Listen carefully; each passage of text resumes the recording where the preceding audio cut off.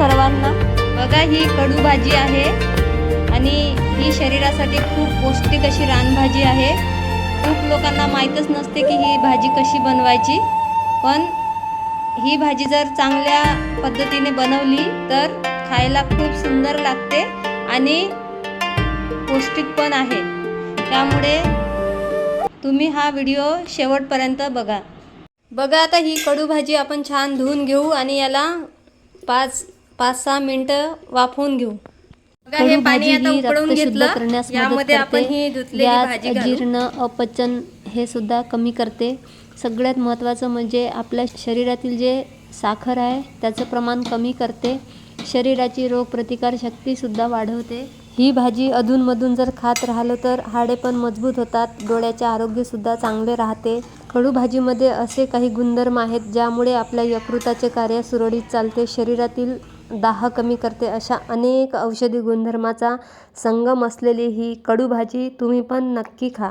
या बनवूया कडू भाजी। बघा आता भाजी छान उकडलेली आहे। ही भाजी आपण चाळणीतून चाळून घेऊ। बघा आता ही भाजी आपण गरम पाण्यातून काढून घेतली। याला आता आपण थोडेसे थंडी होऊ देऊ आणि पिळून घेऊ। बघा आता ही कडू भाजी पिळून घेतल्यामुळे थोडीशी दिसत आहे। त्याकरिता बघा एवढी हिरवी मिरची आणि एवढे कांदे चिरून घेतले आणि कढईमध्ये 1 पळी तेल गरम करून घेतलं। यामध्ये मी आता अर्धा चमचा जिरे घालत आहे। जिरे छान तडतडले, आता कांदे घालत आहे। बघा आता कांदे छान सोनेरी कलरचे होतपर्यंत 2 ते 3 मिनिट परतून घेऊ। नावाप्रमाणे ही रानभाजी मुळातच कडू आहे, त्यामुळे हिला वाफवून पिळून काढलेली आहे। ज्याप्रमाणे कारले कडू असतात त्याप्रमाणे ही भाजी कडू असते, पण ती जर चांगली बनवली तर खायला खूप चवदार लागते। आणि रानभाज्या या खूप पौष्टिक असतात, शरीरासाठी त्याचे खूप गुणकारी असे फायदे आहेत। त्यामुळे सध्या पावसाळा सुरू आहे, सर्वांनी अशा रानभाज्या शोधून आणा आणि काही ठिकाणी बाजारात पण विकायला येतात, तर अशा भाज्या विकत घेऊन आणा आणि बनवून खा। कांदे छान परतल्यानंतर यामध्ये मी हिरवी मिरची पण घातलेली आहे। आता हिरवी मिरची 2 ते 3 मिनिट परतून घेऊ। बघा आता कांदे पण छान परतले आहे, त्यामध्ये आपण ही आता भाजी घालू।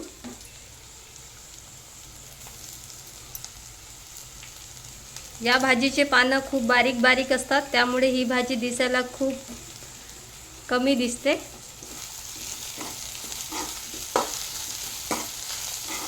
बघा आता चवीपुरते मीठ घालत आहे।